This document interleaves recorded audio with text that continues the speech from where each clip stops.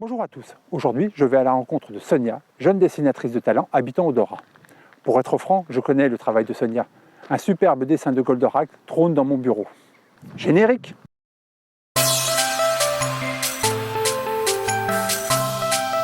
J'arrive devant l'atelier poterie de Sophie qui a la gentillesse de nous accueillir. Sonia? Oui.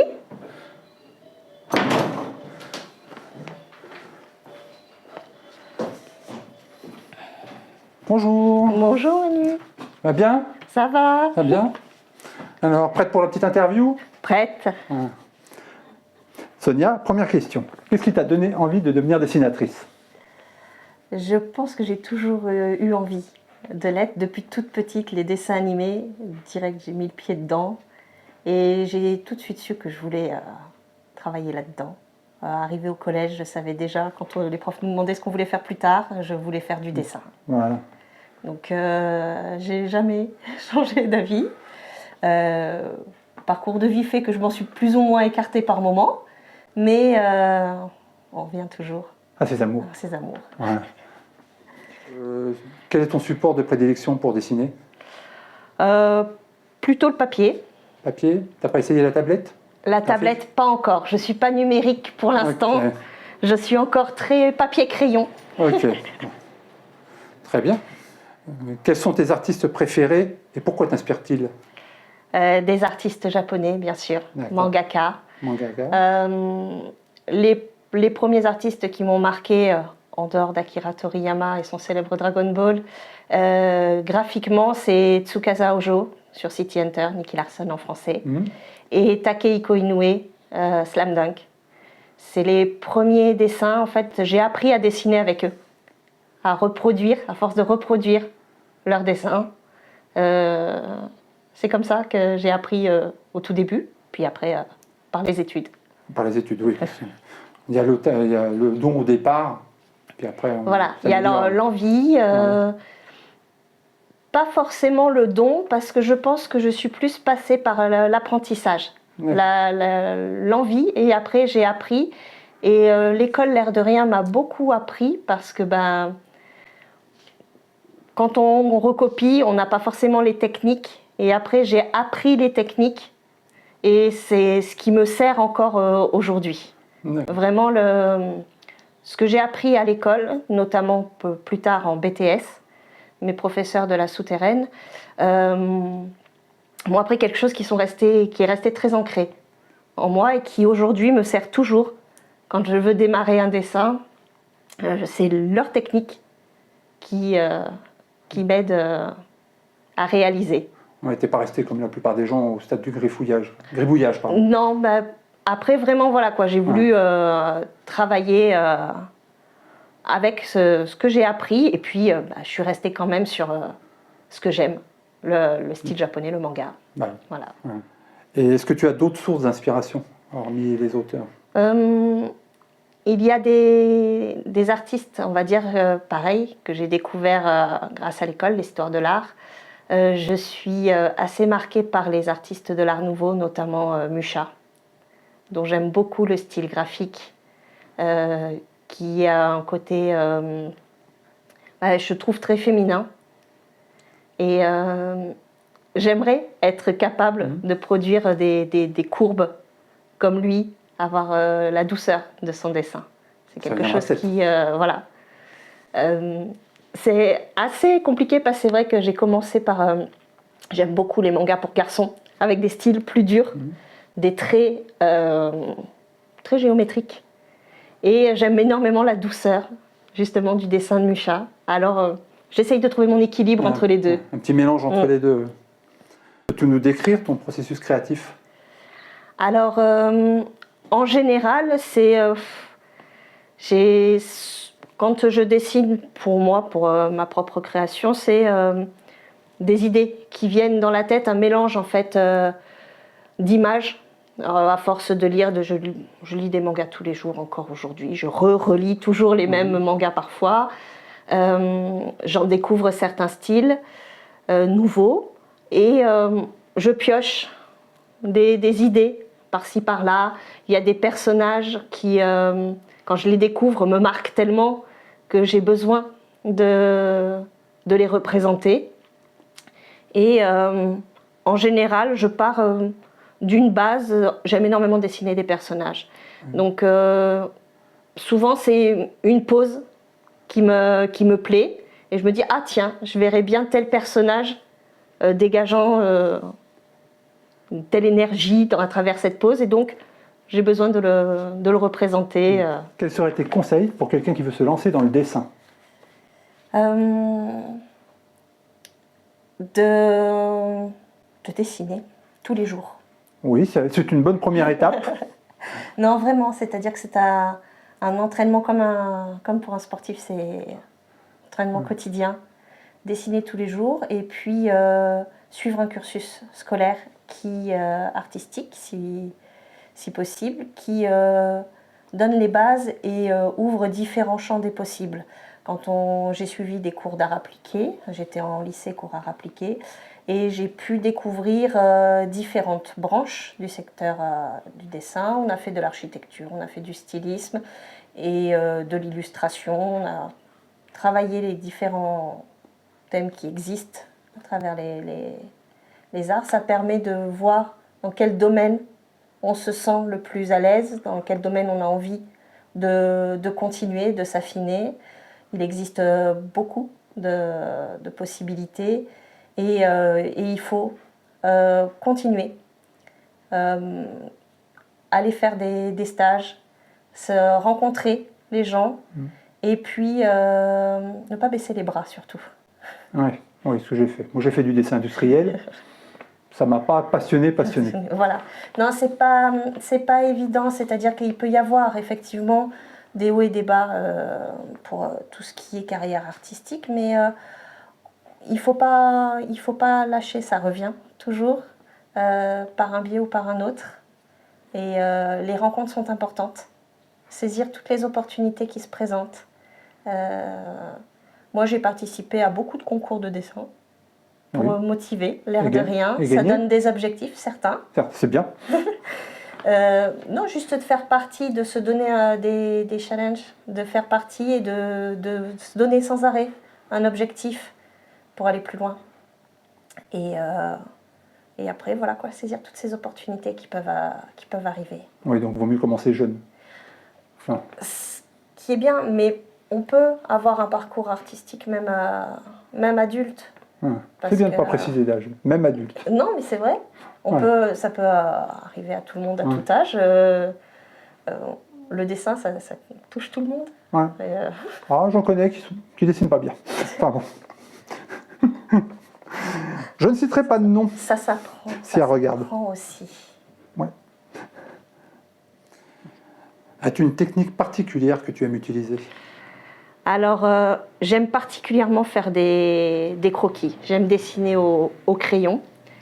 Je trouve toujours qu'il y a un grand dynamisme dans les croquis, l'énergie justement qu'on met au tout début du dessin.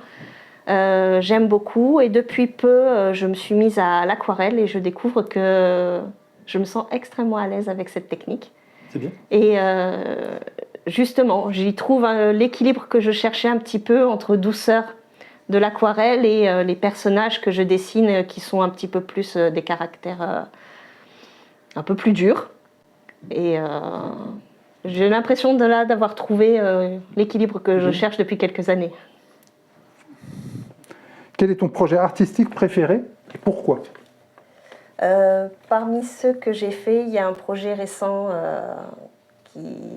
pour lequel j'ai pris beaucoup de plaisir. C'est l'alphabet manga que j'ai réalisé, qui est parti d'un simple défi. Oui, que j'ai vu tous les jours sur Facebook. Oui. Lancé dans l'objectif de justement dessiner tous les jours. Et donc, je suis partie de l'idée de l'alphabet et de vouloir représenter un personnage manga dont le nom commencerait par la lettre du jour. Et petit à petit, je me suis rajouté des petites contraintes, des personnages que j'aime, jamais deux fois la même série dans l'alphabet. Et voilà, quoi, me faire plaisir chaque jour, mais avec le but de réussir à tenir le rythme des jours et puis d'aller au bout de l'alphabet. La satisfaction d'un projet sur le long terme comme ça, qui arrive au bout. Et j'ai été très contente de réaliser ça. Bon, ma mémoire étant plus très fraîche, je me rappelle pas. Tu as pris un personnage de Goldorak? Oui, Minos. Oui, c'est... Oh, M. Voilà. Oui. Bien, un bon point pour toi. Voilà. Oui, tous les personnages que j'ai utilisés sont des personnages qui ont couvert toute la période que je connais, des animés, des mangas.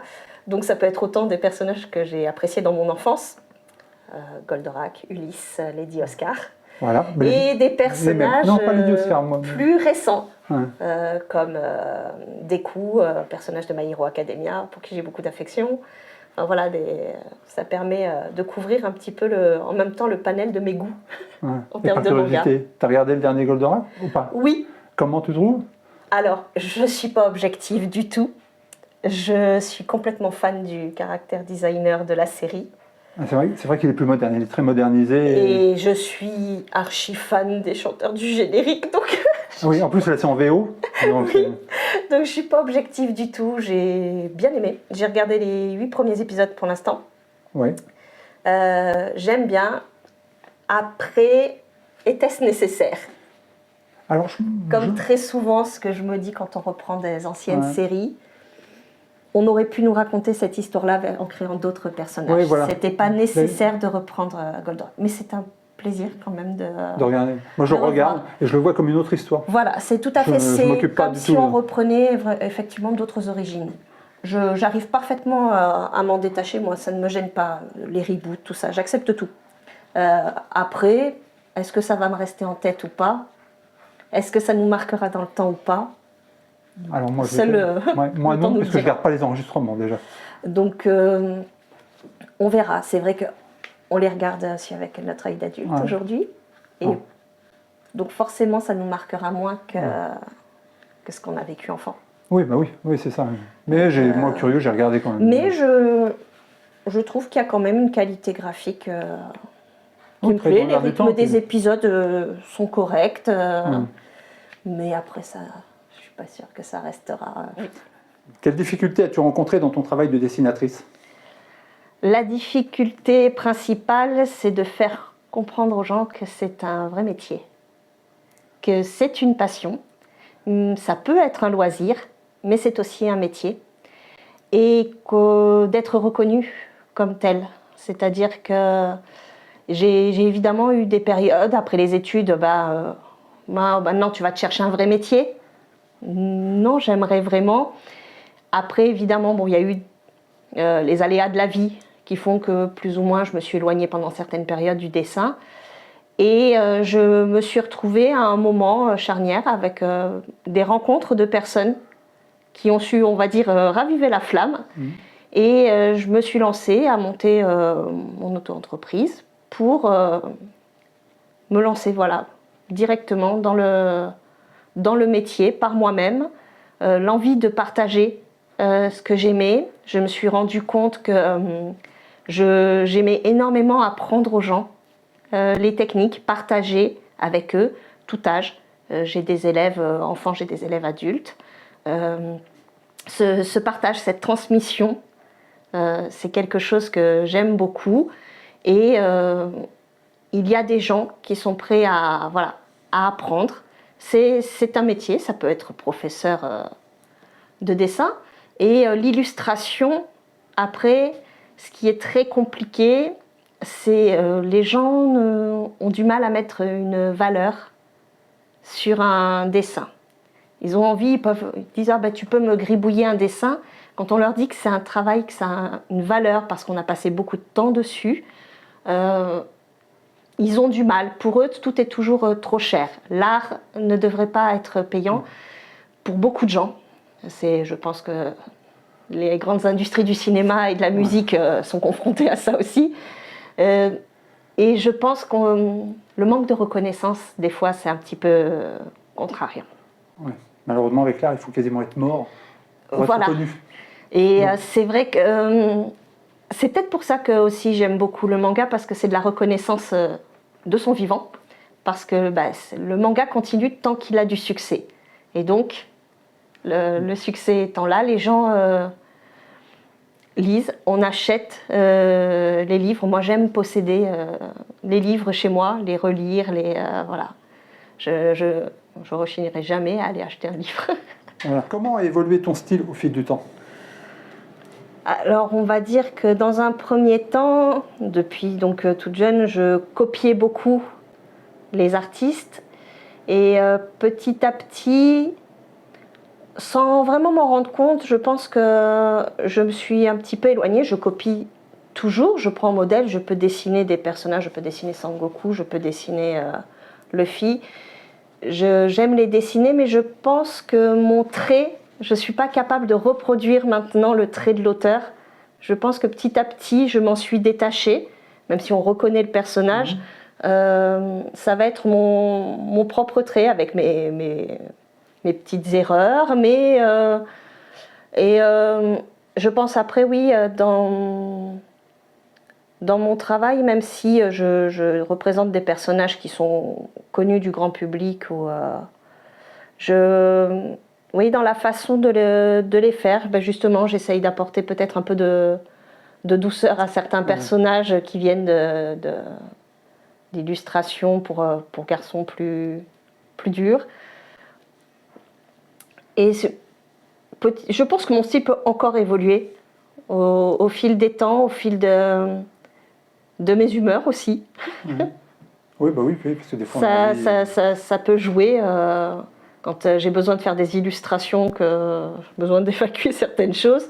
Mon trait peut être plus dynamique et parfois, quand je veux faire quelque chose voilà, de plus posé, là c'est plus doux. Quels sont tes projets à venir? Alors, en projet, actuellement, j'ai quelques dessins en noir et blanc exposés au Café Ludique de la Souterraine.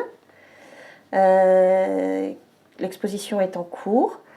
J'ai des projets avec l'association Dora Cinéma, notamment pour les vacances de la Toussaint.